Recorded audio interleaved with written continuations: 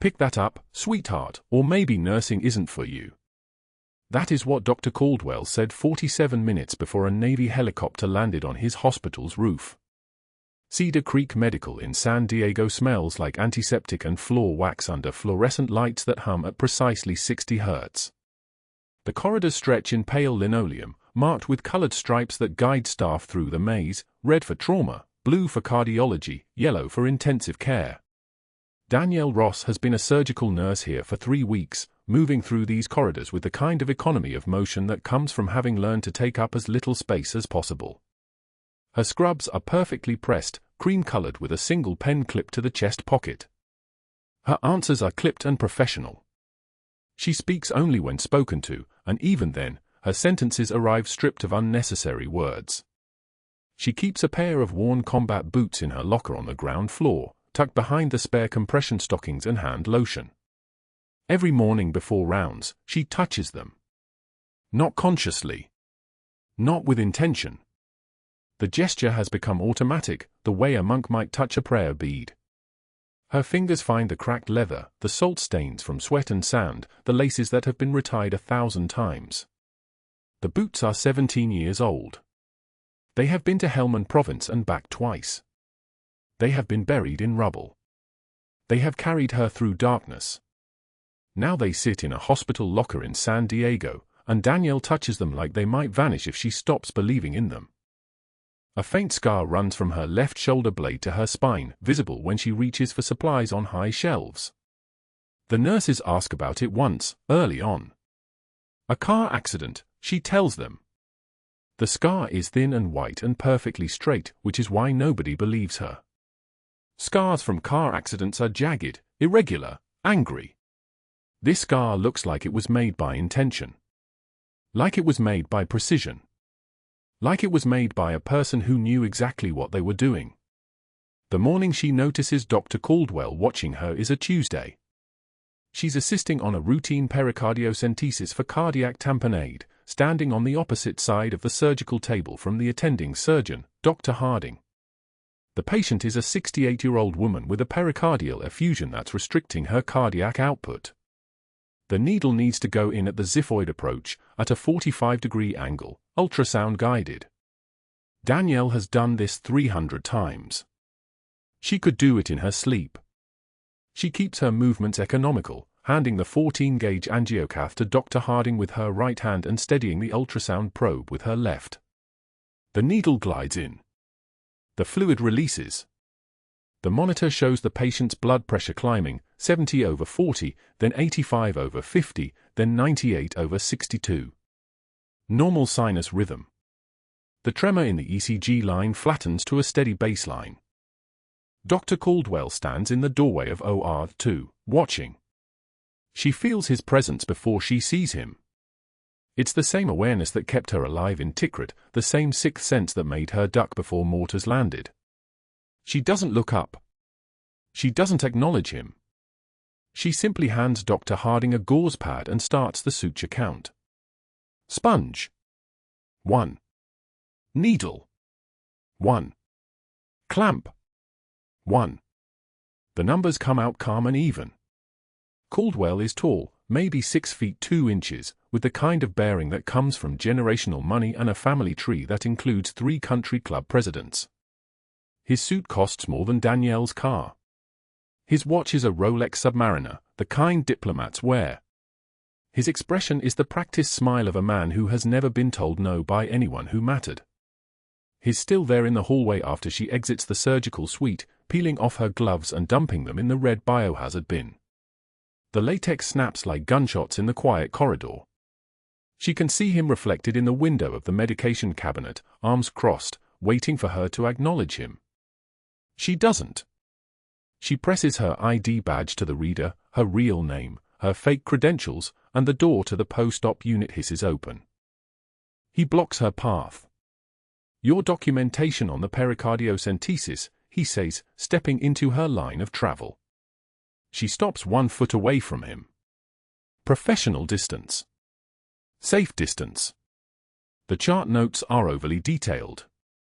Creates liability. Unnecessary cross-referencing of device charges. Manufacturers don't appreciate that kind of scrutiny. Danielle meets his eyes for exactly 2 seconds. Her jaw muscle tightens once, a flicker of movement beneath her skin. The tremor is not fear. It is restraint.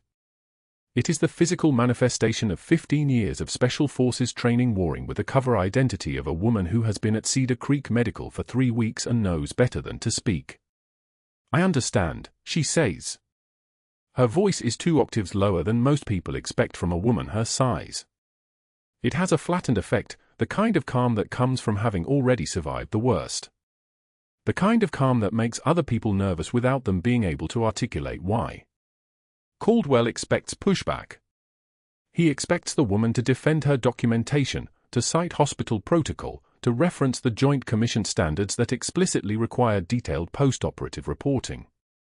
Instead, she says nothing. She steps around him with the lateral movement of someone trained in hand-to-hand combat, sliding past his body without making contact, and continues down the hallway toward the ICU. He watches her walk away. The way her footsteps are silent on the linoleum. The way her spine stays perfectly straight, even though she has to be tired. Even though it's been a 17-hour shift.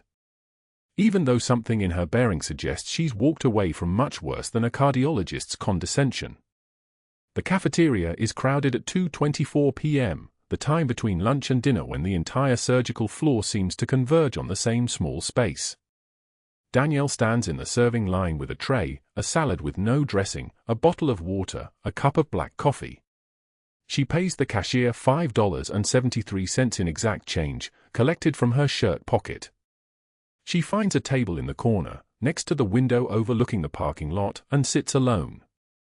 Caldwell walks past at 2:49 p.m., talking loudly on his phone about a golf outing he has scheduled for Saturday. His cadence is performative, designed to be overheard. He wants people to know he plays golf at a club that costs $30,000 a year to join. He wants people to know his handicap is a 4. He wants people to know he is important. He accidentally bumps her tray as he passes. The water bottle tips first, rolling across the institutional linoleum. Then the salad bowl. The dressing packets scatter like confetti. The tray clatters to the floor, and the entire cafeteria goes quiet. 23 people stop mid-conversation and turn. Caldwell stands over Danielle with his hand still extended, as if he's offering to help her up. His expression is pure performance, mock concern, eyebrows raised, the universal gesture of false apology. "Oh, I am so sorry," he says, loud enough that everyone can hear.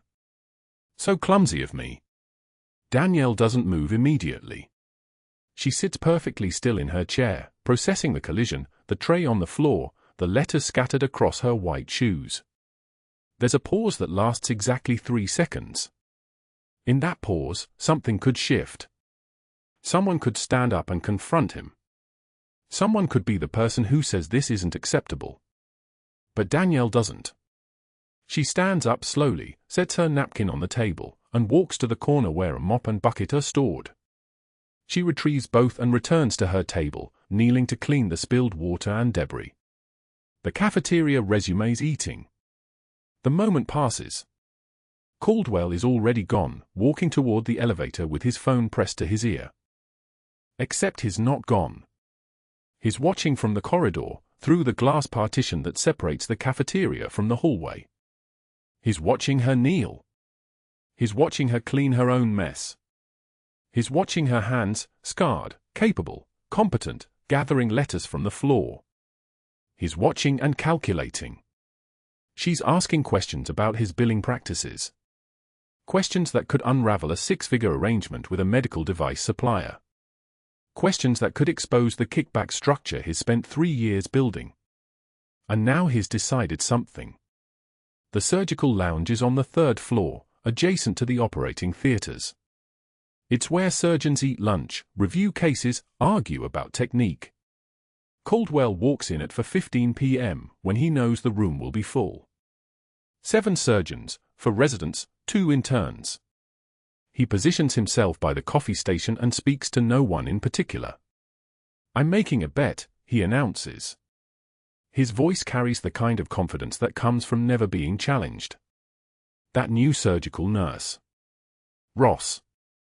3 weeks in and she's already questioning billing codes. Who wants to wager she quits within a week? I'm taking bets. 20-1 odds. One of the residents laughs. Another looks uncomfortable. A third, Dr. Patricia Chen, one of the few surgeons who actually treats nursing staff like colleagues, stands up and walks out. Come on, Caldwell continues, unbothered by her departure. 20-1. She doesn't have what it takes. You can see it. Asks too many questions. Doesn't fit the culture here. My money says she's gone by next Monday. Nobody takes the bet. But somebody will remember this moment. Somebody will mention it to someone else. The hospital operates on gossip and hierarchy, and gossip is a tool Caldwell has learned to weaponize. By tomorrow morning, the surgical staff will know that the new nurse is on borrowed time. By the end of the week, they'll be watching her for signs of weakness. The story Caldwell doesn't know is that Danielle Ross isn't assisting on surgical cases because she wants to be a surgical nurse. She's assisting on surgical cases because Marcus Bashir is in the ICU, room 412, recovering from emergency appendectomy and peritonitis. She's been watching him for 6 months, tracking his movements, verifying his safe house, ensuring his security. Bashir is 37 years old now, a contractor for Department of Defense intelligence operations in the Middle East. He's lived 17 years under an assumed name, away from the family that knows him as Amar, the boy who was buried under a collapsed building in Tikrit during Operation Phantom Fury. He's the child Danielle pulled from rubble with her own hands, shrapnel embedded in her spine, blood on her uniform, knowing that if she didn't move fast enough, if she didn't find him in the next 40 seconds, he would die under 2 tons of concrete. She carried him out. The shrapnel stayed in her spine, a fragment of a mortar round that came too close. She spent 37 days at Landstuhl Medical Center in Germany. She spent another 4 months in rehabilitation. She came back to duty, and nobody asked questions, because that's not how the military works. You come back. You continue the mission. 20 years later, Marcus Bashir is recovering from peritonitis in Cedar Creek Medical, and Dr. Caldwell is announcing bets about whether she'll quit. What he doesn't know is that she's been trained to withstand far worse than a knocked-over tray. What he doesn't understand is that the question isn't whether she'll quit. The question is whether he'll survive the moment when she decides he's no longer useful. But that moment hasn't come yet. Not today. Today, she simply touched her combat boots and clocked in for night shift. The fabricated complaints arrived on the hospital administrator's desk at 8:24 a.m. on Wednesday, each one typed on official letterhead, each one a lie wrapped in professional language. Missed medication times. Unprofessional attitude. Insubordination during rounds. 3 separate documents, 3 separate days, all signed by Dr. Caldwell. The administrator read them with a weary expression of someone who'd been managing hospital politics for 23 years and recognized a coordinated campaign when he saw one. He made a note to speak with Danielle. He also made a note to speak with Caldwell about proper documentation procedures. Neither conversation would happen today. Today was surgery day.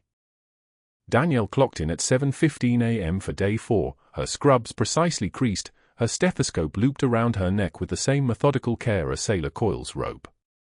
The combat boots remained in her locker, their leather darkened with age, laces still knotted from the last time she'd worn them in Tikrit 20 years ago. She'd stopped wearing them to the hospital after the first week, when Caldwell had made a joke about her trying to play soldier. "This is a surgical unit," he'd said, "not a recruitment poster." She'd accepted the comment the same way she accepted everything, in silence, with her jaw clenched once, with her hands remaining absolutely steady. The morning moved with surgical precision. 2 cases before lunch. A cholecystectomy, a hernia repair. Danielle moved through both with the fluid competence of someone who'd been doing this work for longer than most people realized. She anticipated Dr. Patel's needs, had instruments ready before they were requested, caught a bleeder before it became significant. By 11:50 a.m., She was peeling off her gloves in the pre-op wash station, her hand still trembling slightly, but not from fear. The trembling wasn't fear. It was restraint. The cafeteria at Cedar Creek Medical occupied the second-floor corner of the building, all industrial-grade windows and the smell of institutional food heated under red lamps. Danielle carried her lunch tray with both hands, turkey sandwich, apple, a cup of soup that steamed in the climate-controlled air. She wore her badge clipped to her scrub pocket, the ID photo already looking older than 3 weeks should make a person look. The surgical staff table sat near the windows, a precise arrangement of hierarchy, senior attendings closest to the view, residents in the middle, nursing staff along the edges. She wasn't aiming for the staff table. She was aiming for a table by the door, alone, where she could eat and review the patient charts she carried in her other pocket. She didn't see Caldwell move. She saw the effect of his movement, the way the surgical resident stopped mid-sentence, the way 2 nurses actually set down their forks. His chair scraped backward against the tile floor with a sound like something metal breaking, loud enough to silence the entire room. 28 people at lunch, and every one of them heard it. "Excuse me," Caldwell said, standing so abruptly his chair nearly toppled. He was a tall man, 6'3", with a kind of posture that came from money and the assumption that rooms would make space for him. His voice carried the tone of a man delivering a punchline everyone had already laughed at. "New girl." Danielle turned.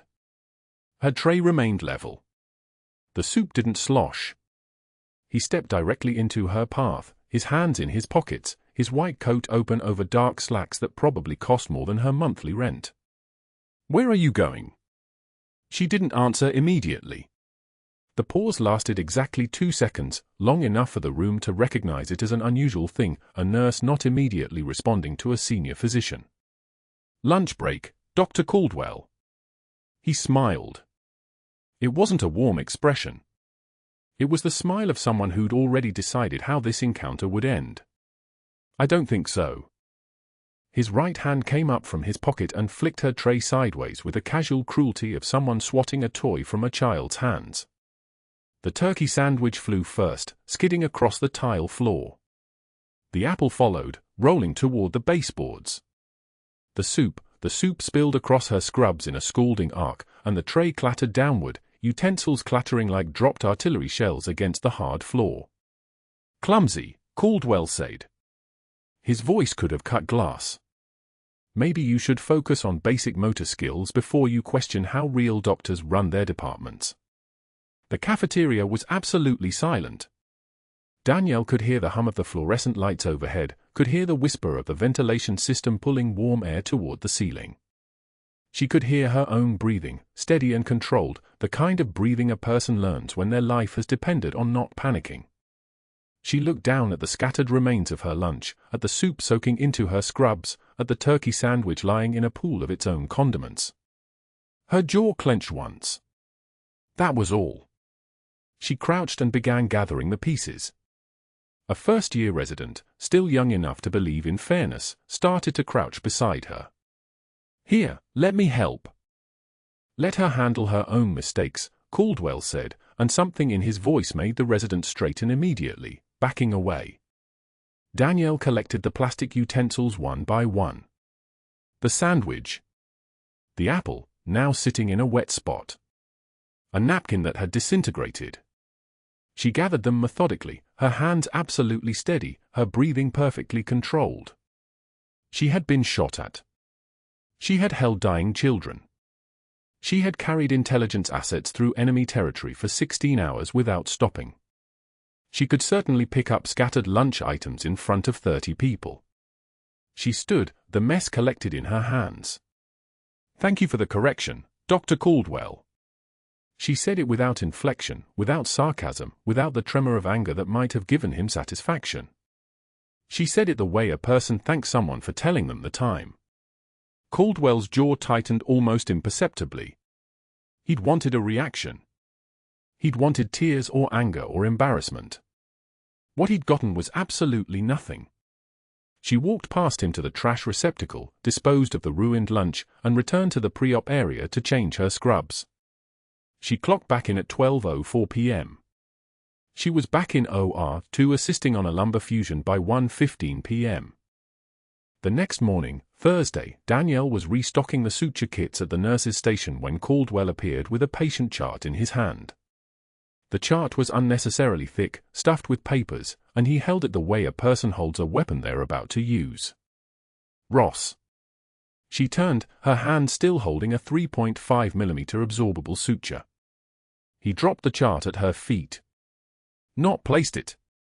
Dropped it, so the papers scattered across the floor in a deliberate, theatrical mess. Pick that up, sweetheart. Or maybe nursing isn't for you. She crouched for the second time in 24 hours, gathering scattered papers with clenched jaw and steady hands. The suture kit was abandoned on the counter. No one helped her. No one moved. The entire unit had learned the lesson that assisting her was not permitted. She gathered each page one by one, straightening them, tapping them into order, ignoring the way Caldwell remained standing over her, his presence like a weight pressing down from above. "I'm going on break," he said to the residents nearby. "If she doesn't finish restocking those kits in the next hour, document it as incomplete prep work." He left. Danielle remained crouched, gathering the last pages. Beside her, a scrub tech named Maria, who'd worked at Cedar Creek for 8 years and understood the landscape of hospital politics, knelt beside her briefly, close enough that only Danielle could hear. "He's saying you'll be gone by Friday," Maria whispered. "Made a bet with some of the attendings. $20 says you quit." Danielle stood, the chart now reassembled. "Thank you for telling me." That was all she said. Maria nodded and walked away. Danielle returned to the suture kits, opening each package with methodical precision, arranging them in surgical order, her hands moving with the kind of automaticity that came from thousands of hours of repetition. The trembling wasn't fear. It was the deep, controlled anger of someone who understood exactly what was happening and was choosing, moment by moment, not to respond. That afternoon, in the surgical lounge, Caldwell announced his bet to 4 other surgeons, his voice carrying the casual arrogance of a man who'd never faced consequences. "I give her a week before she quits. $20 says she's gone by Friday." 2 of them took the bet immediately. The other 2 exchanged glances, the kind of glances that suggested they understood what was actually happening here and weren't interested in participating. By 4:48 p.m. Thursday, Caldwell had made phone calls. To Dr. Pettigrew, a board member he'd placed through carefully cultivated donations over 8 years. To Helen Ransomware, the hospital administrator, with whispered concerns about new staff demonstrating concerning behavioral patterns. To a second board member, mentioning insubordination and unprofessionalism without specifics, because specifics could be questioned. He was competent at this work. He'd been destroying people's careers for 15 years, had perfected the art of the whisper campaign, the strategic phone call, the well-placed seed of doubt. By Friday morning, the seed had sprouted. The administrator had scheduled a meeting with Danielle for Monday. Caldwell knew this because one of the board members had mentioned it to another surgeon, and that surgeon had mentioned it to a resident, and the resident had passed it along to the scrub techs, and the scrub techs told everyone in the OR.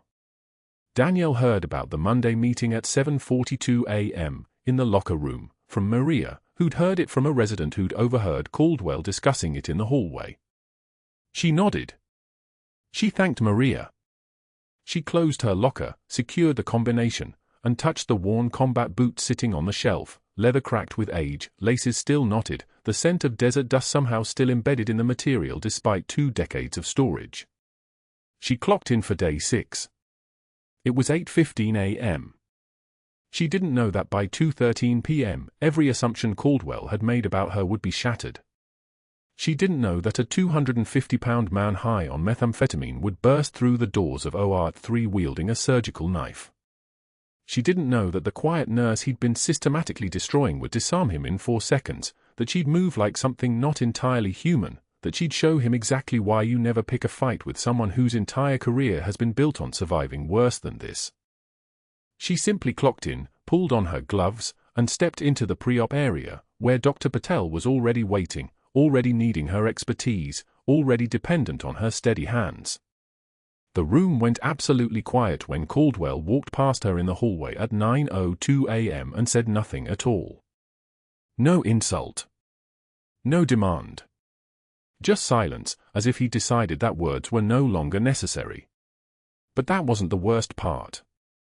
The worst part was that somewhere in the Cedar Creek Medical Administrative Database, an email was being drafted by the hospital legal department, and it contained 3 fabricated complaints and a recommendation to investigate potential employment termination. And that was the moment when the first domino, unseen by anyone, began its slow tip toward falling. Day 6 began like the others, with Danielle positioned at Marcus Bashir's bedside in the ICU, watching the cardiac monitor trace its steady rhythm across the screen. Sinus rhythm. Beautiful sinus rhythm. His emergency spleen surgery had gone textbook 12 hours ago, and now he was recovering the way post-operative patients were supposed to: stable vitals, minimal pain, the kind of quiet progress that made the work feel purposeful. Marcus had been a child when she pulled him from rubble in Tikrit, shrapnel embedded in his spine, his left eye sealed shut by swelling. Now he was 32, an intelligence asset whose work for the Pentagon had saved lives she would never know about. The irony of protecting him while he healed from a car accident in San Diego, of being the only person in the hospital who knew his real identity, sat between them like a secret that could survive anything except exposure. She adjusted his flow rate with the kind of precision that came from muscle memory older than her nursing license. The 250 milliliter bag of normal saline would empty in 37 minutes. She did the math automatically. Pain was information. Pain was data. So was every number on every monitor.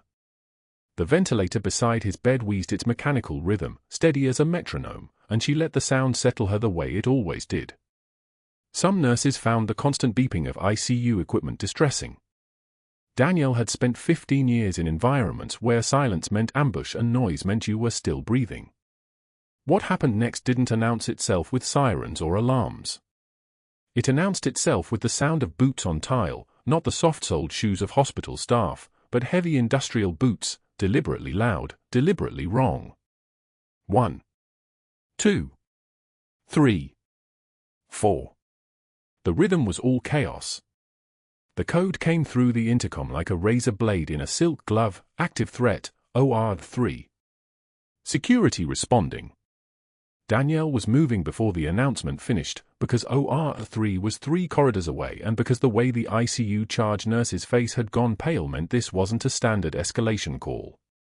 She handed off Marcus's monitoring to the float nurse: watch his O2 sat, don't let him drift below 94, and moved through the ICU doors with the kind of controlled stride that looked purposeful but wasn't urgent. Urgent meant panic. Panic spread. She learned that in Kandahar. The OR3 corridor was already restricted when she arrived, but the security guard at the entrance was new, maybe 3 months into the job, and he was looking at the door like it might open and swallow him. She passed him without permission because nobody stopped someone in scrubs moving with authority, and what she found inside OR3 was a man she'd never seen before. 240, minimum. Native build, hollow-eyed in the way that meant methamphetamine, the kind of high that made people either suicidally reckless or lethal with precision, sometimes both. He was holding a surgical knife. Not a scalpel. A knife. Approximately 8-inch blade, likely from the instrument tray. His hand was shaking. That was important data. Shaking hands meant the drug was wearing off or the adrenaline spike was competing with the synthetic dopamine. It meant unpredictability. It meant faster reactions. Painkillers. I need painkillers. Now. His voice was gravel being dragged across concrete, and spit flew when he emphasized the last word. The attending surgeon, a man named Patel, maybe 40, with 17 years of surgical experience that meant absolutely nothing in a room where the threat held a knife, had frozen 3 feet from the patient on the table. The 2 residents were pressed against the far wall like they'd fused with the drywall. The kind of calm that comes from having already survived the worst doesn't actually eliminate fear, it just tells fear to wait its turn. Danielle had waited through sandstorms and firefights and watching a child bleed into the dust. Fear was old information. She stepped forward, and the knife wielder's eyes snapped to her like she'd lit up on thermal imaging. "He's asking for pain medication," she said. Her voice hadn't changed pitch in 7 hours. "It wouldn't change now. I can help with that." "Stay back," the man said, but his eyes were unfocused, tracking something behind her, or maybe tracking nothing at all. The pupils were blown wider than medical physiology should allow. "What's your name?" She was moving laterally as she spoke, the way you move in a crowd, not toward him, just existing in the space, shifting her position by inches with every breath. "Don't care what my name is. I need painkillers. I had surgery. I don't know when. Everything's wrong. Everything's so goddamn wrong." He was spiraling. The knife was drifting in small circles, the tension in his shoulder muscles rising with each pass. That told her he was about 3 seconds from a decision. Humans in crisis make decisions in about 3 seconds. They had 4. She was 4 feet away when his arm came up. The lunge was textbook bad decision-making, overshooting by 6 inches, his body weight committing completely to the forward motion. A trained fighter would have corrected mid-thrust. This man was trained in corrections, not combat. She could see it in the mechanics. The knife came at her like a straight line, and she was not a straight line. Her left hand intercepted his wrist, not by blocking but by redirecting, using the momentum he'd already committed to, turning his own forward velocity into a pivot around her body. The knife sailed past her ribs with space enough to feel the air displacement. Her right hand moved to his inner wrist, finding the nerve cluster exactly where anatomy predicted it would be, a precise pressure point that made his fingers open reflexively. The knife clattered against the surgical instruments table and bounced away, a sound like someone dropping cutlery in an empty room. He was already off balance from the redirect, and she swept his legs with a kind of technical efficiency that comes from 400 hours of combatives training spread across a decade. He went down hard, face first into the tile, the wind knocked out of him in a gasp that sounded like a hydraulic system failing. She followed him to the ground, knee positioned between his shoulder blades, his left arm twisted at an angle that made struggling impossible. She could feel him trying to gather a breath, trying to process what had just happened, and she could feel the exact moment his consciousness decided that resisting was worse than accepting whatever came next. His body went limp. She applied a precise pressure point on his carotid, not enough to cause permanent damage, just enough to encourage unconsciousness, and he was gone. For seconds. The knife was in the corner, untouched by anyone except the man who'd brought it. The silence that followed was so complete you could hear the fluorescent lights buzz overhead. Dr. Patel's hands were still raised, as if the threat might return if he lowered them. One of the residents was making a sound like breathing, but just barely. The other one was staring at Danielle with the expression of someone watching a stranger's shadow do something impossible. "Dr. Patel," Danielle said, her voice unchanged, clinical, as if the last 4 seconds hadn't happened. "The patient's incision is still open. He didn't move." She repeated it with a kind of emphasis that suggested she was asking as a professional peer, not as a nurse making a request. Something in his brain rebooted. His hands came down. He turned back toward the surgical field like the interruption had been nothing more than a brief distraction. One of the residents scrambled to restore the field, gathering the instruments Torrance had scattered when he fell. Danielle stepped over the unconscious man and returned to her position assisting on the appendectomy, her gloved hand steady, her breathing controlled. It took 30 seconds for her breathing to fully normalize. Longer than she would have preferred, but acceptable. Security arrived 90 seconds later, 2 officers, both of them moving with the caution of people who'd already heard that an active threat had been handled, and they cuffed the unconscious man and dragged him out through the OR doors. Nobody asked questions. The institutional silence about what had just happened was the kind of silence that made careers when people needed careers to be made, and destroyed them when destruction was more politically convenient. Danielle sutured the final layer of the appendectomy incision with the precision of someone who'd repaired much worse than surgical wounds in much worse conditions, and when the attending surgeon nodded her off, she peeled her gloves and stepped out of OR 3 at 2:27 p.m. Dr. Caldwell was standing in the hallway, his expression calculating the way a predator calculates opportunity. He hadn't been there 30 seconds ago. He was timing this. He was waiting. He didn't say congratulations. He didn't say thank you. He turned and walked in the opposite direction while speaking into his phone. I need the risk management attorney. We have an incident. Excessive force by nursing staff. No, not appropriate physical intervention. I need documentation started immediately. By 3:15 p.m., Danielle had received a notice of administrative leave pending investigation of the incident in OR 3. The notice was polite. The notice was bureaucratic. The notice was a knife worse than any surgical instrument, because the investigation would trigger background checks deep enough to expose her real name, her real rank, her real purpose at Cedar Creek Medical. Marcus Bashir would be transferred to a civilian facility before the week ended. The intelligence network that had spent 2 decades cultivating his asset status would have to start over. And somewhere in a Pentagon office, a secure phone would ring, and someone would tell her handler that the mission in San Diego was compromised. And that was when the real nightmare began. The security officers dragged the unconscious man past the OR 3 threshold, his arms limp, blood from his split wrist painting a thin trail across the sterile floor. One officer radioed down, intruder neutralized, second floor, code white complete. The attending surgeon was still trembling, hands shaking as he prepared to resume the appendectomy. The 2 residents who'd pressed themselves against the wall moved back toward the table with the cautious steps of people who'd just watched something impossible happen in 4 seconds. Danielle stood in the corner, breathing steady, hands at her sides, already rotating her shoulders back into the scrub nurse posture she'd held before the knife came out. She didn't look at anyone. She didn't acknowledge what she'd just done. That was when Dr. Caldwell arrived. He came through the OR doors with the confident stride of a man expecting congratulations, hospital administrator in tow. His eyes moved across the scene, the blood on the floor, the subdued intruder, the resumed surgery, and something shifted in his expression. Not gratitude. Not relief. Calculation. His mind was already moving through the angles, the liability landscape, the opportunity that had just landed in his lap like a gift.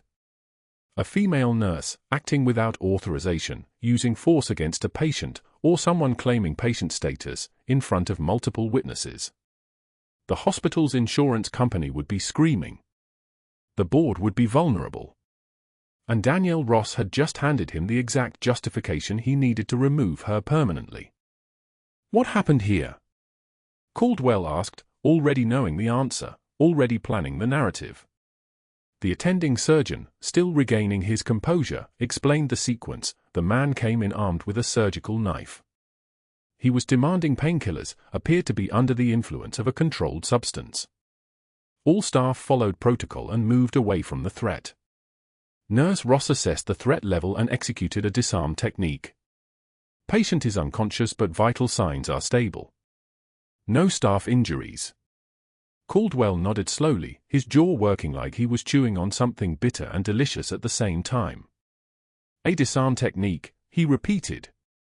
Without waiting for security. Without requesting authorization from the attending physician. Without any formal security protocol. He looked at Danielle for the first time. That was quite aggressive, wasn't it? She didn't respond.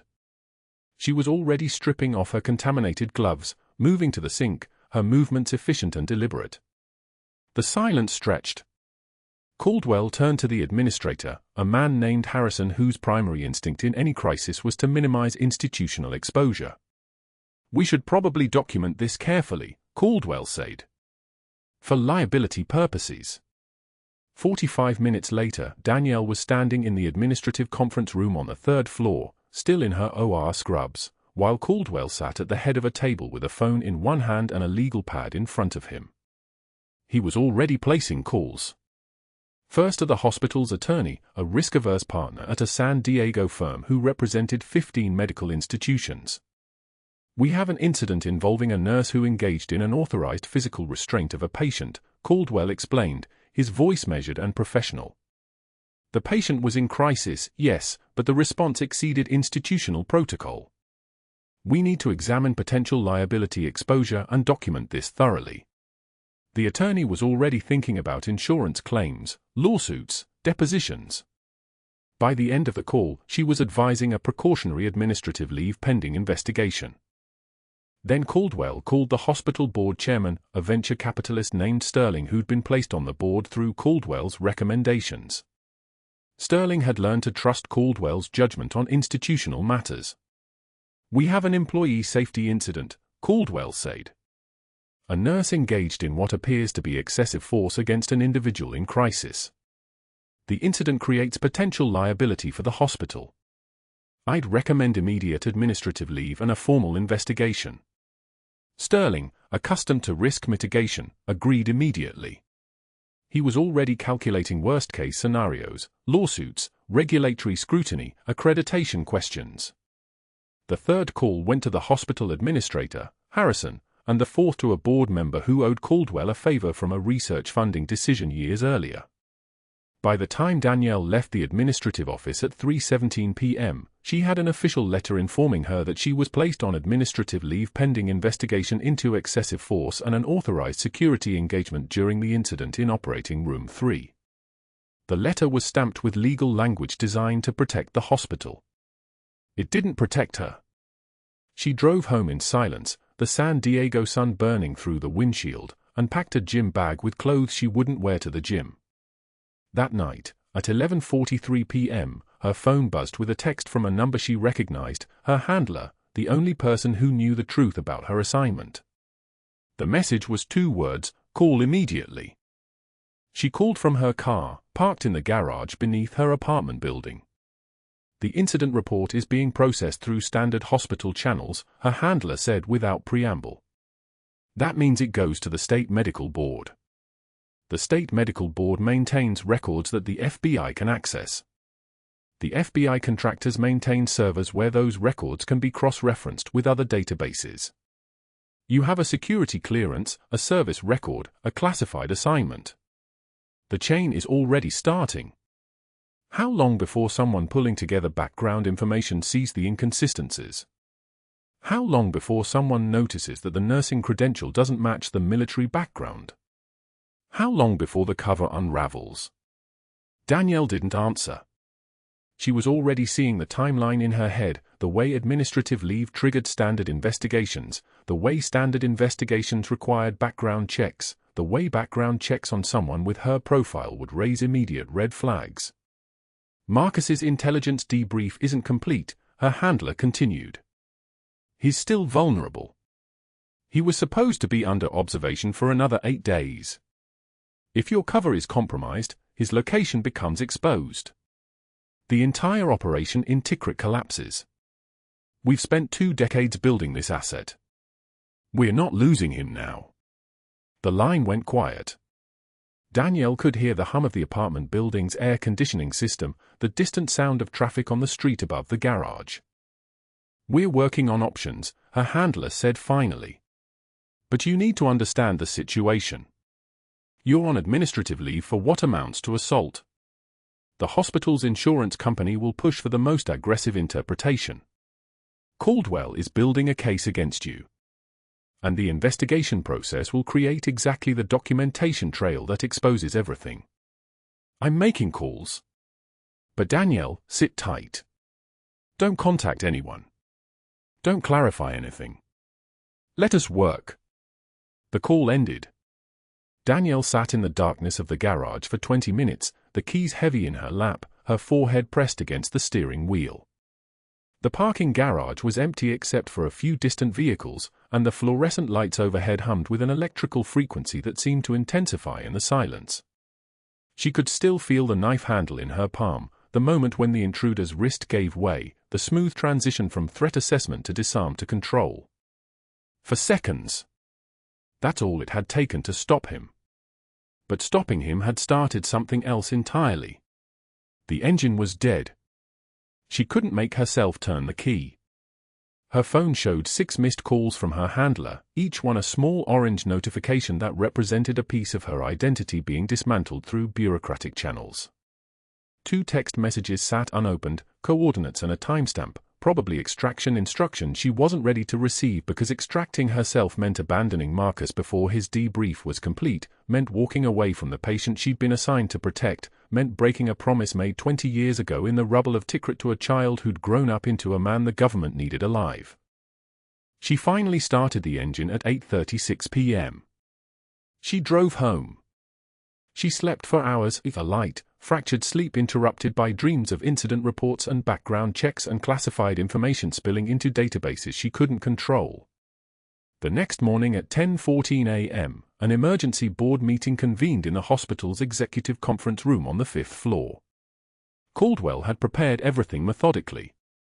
The incident report was on the table in front of each board member, a document he'd carefully edited to emphasize the unprovoked nature of Danielle's response, the absence of clear authorization, the potential liability if any attorney decided to argue that the hospital had employed an overly aggressive security operative in medical clothing. He'd included statements from 2 nurses he'd cultivated over the past 3 weeks, both of whom claimed they'd been uncomfortable with Danielle's intensity and military bearing in the workplace. He'd prepared a liability analysis suggesting that allowing her to return would signal institutional acceptance of excessive force, creating a dangerous precedent.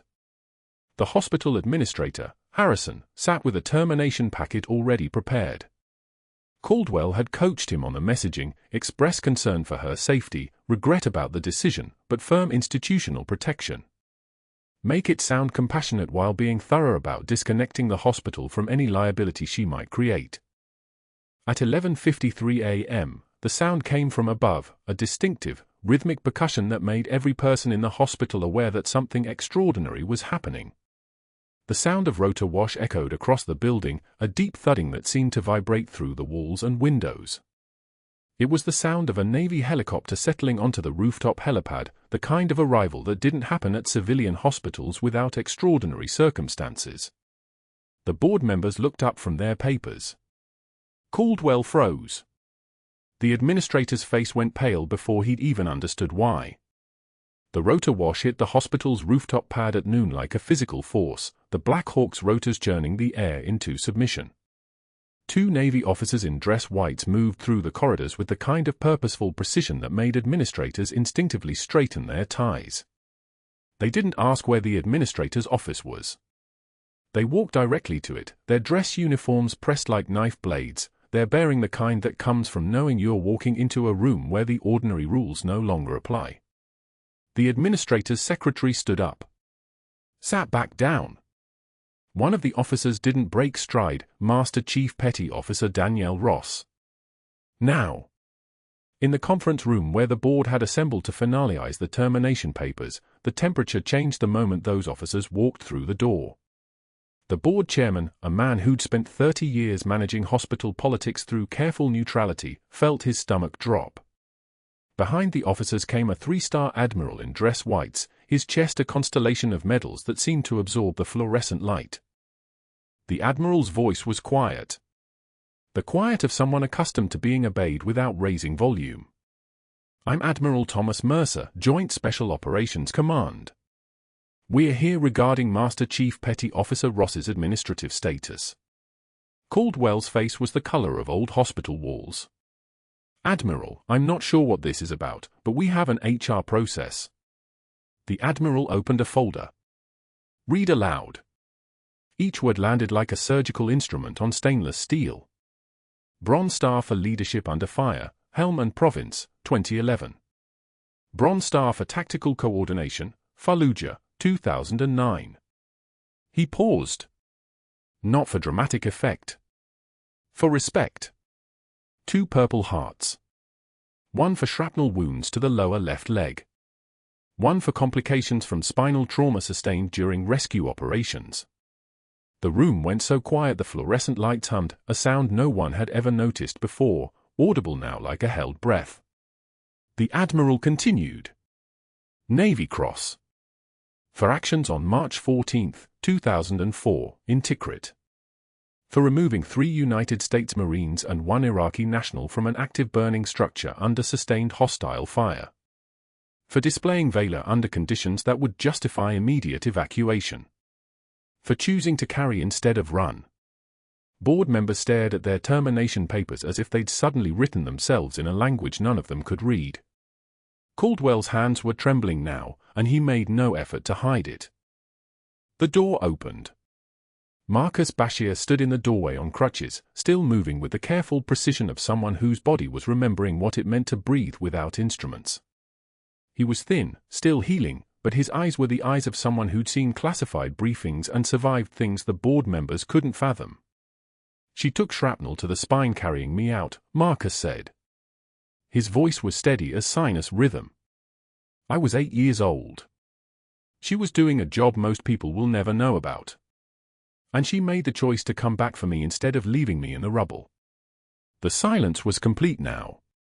Not the fluorescent hum anymore. Just the sound of careers ending in real time. 20 years later, Marcus continued, "She's working as a surgical nurse because that's the mission now. Healing. Protecting. And when an armed man burst into her operating room 6 days ago, she handled it in 4 seconds with precision that would have impressed any tactical operator." He looked directly at Caldwell. "You saw someone you could bully. You didn't see someone who'd already survived being bombed, shot at, and broken. You didn't see the person who gets up and comes back every single time." The board chairman's pen fell from his fingers. It rolled across the mahogany table like a thing trying to escape. But that wasn't the worst part for Caldwell. Not yet. That evening, security footage surfaced. The cafeteria incident. Him knocking the tray from her hands. The chart hitting the floor. Her jaw clenching once, that single moment of restraint that had meant everything and nothing. A surgical tech who'd witnessed it, who'd seen the pattern of behavior, had uploaded the video to the hospital staff forum at 6:22 p.m. By midnight it had spread to Twitter with a caption, "San Diego surgeon humiliates nurse days before she saves his OR from armed attacker." Dr. Eugene Hartwell saw it at breakfast the next morning. Hartwell was 73, a renowned cardiac surgeon, the kind of physician whose recommendation letters had opened doors for 30 years of residence. He'd written Caldwell's recommendation for Cedar Creek Medical in 2015. He'd sponsored his early career. Believed in him. Hartwell called at 7:03 a.m. His voice was the color of ice. "I taught you better than this. I will not have my name associated with yours any longer." He hung up without waiting for a response. The public disownment from someone of Hartwell's stature triggered what no administrator or board could trigger alone. An immediate review. Not of Danielle's conduct. Of Caldwell's.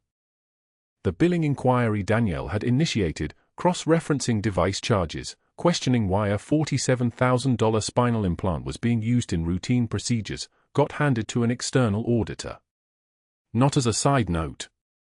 As the centerpiece of investigation. Within 72 hours, they had it. The entire structure.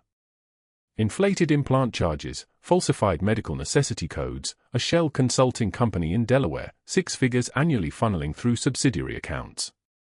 The surgical device supplier had been routing kickbacks disguised as consulting fees for 31 months. Caldwell had received approximately $847,000 in total compensation for procedures that didn't require the devices he was billing for. Insurance fraud. Breach of fiduciary duty. Professional misconduct. The board voted unanimously to terminate his privileges pending criminal investigation. The medical licensing board opened their own inquiry the same day. Charges were filed within the month. By week 6, a federal prosecutor had assigned the case docket number 2024 CV 8847. Caldwell's medical license was suspended. His attorney began negotiating what amount of jail time was survivable. 6 months later, Danielle Ross walked past a strip mall in the East Lake neighborhood of San Diego, returning from a follow-up appointment at the VA hospital for her spine. The orthopedic surgeon had cleared her for unrestricted duty. The shrapnel had calcified, integrated into her vertebral body like a permanent reminder of Tikrit, like scar tissue remapping itself into strength. She wore civilian clothes. Jeans, a gray linen shirt, her hair down for the first time in weeks. Almost relaxed. Almost. Through the storefront window of a discount financial services office, she saw him. Dr. Caldwell. Behind a folding table. One of those cheap aluminum ones with the fabric skirt hanging loose because the clips were broken. A vinyl banner above his head read Affordable Insurance Plans, Licensed Agent in a font that looked hastily designed. He was explaining coverage options to an elderly couple, his voice stripped of the surgical authority he'd once commanded, now carrying the desperate friendliness of someone working on commission. His suit was off the rack.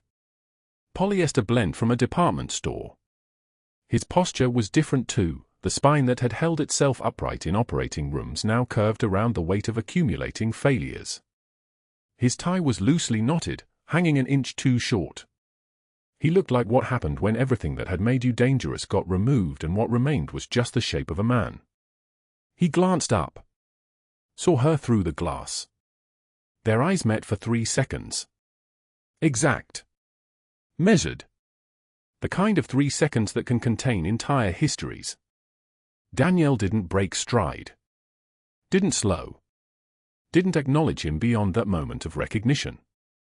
Her hand dropped to touch the worn combat boots she still kept in her car, sitting in a canvas bag on the passenger seat where she could see them. She'd cleaned out her locker at Cedar Creek that morning. The hospital had offered her a permanent position in trauma services, head of trauma nursing, actually, with a salary that made her handler whistle when she told him. But her handler had a new assignment. Different hospital. Different city. A different patient who needed the kind of protection that came from someone who understood the real cost of being saved. The boots reminded her why she still showed up. Tikrit. 2004, a child in rubble. The sound a burning building makes when it collapses. The choice you make in 1 second that echoes through 20 years. Marcus Bashir had sent her a photograph yesterday. Him in field gear again, fully recovered, back at work. The handwriting on the back was careful and precise, still here because you were there. Caldwell looked back down at his insurance brochures. His hands were shaking slightly as he turned the pages for the elderly couple. The woman was asking about deductibles. He was explaining the difference between HMO and PPO coverage to people who just wanted to know if they could afford their medications. Danielle turned the corner out of sight. Her reflection appeared in the coffee shop window as she passed, calm, purposeful, already thinking 3 moves ahead about the next assignment, the next patient, the next person who needed someone willing to carry them out of the fire. She didn't look back. Some things you never leave behind, but you don't need to watch them burn. You just need to remember why you chose to save others in the first place. The quietest person in the room might be holding it all together. If you're watching this, you know that real strength doesn't announce itself. It doesn't demand recognition. It shows up in the moments when everyone else freezes, and it does what needs to be done, then walks quietly back to work. Subscribe for more stories about the people no one sees coming until suddenly, they're the only ones standing.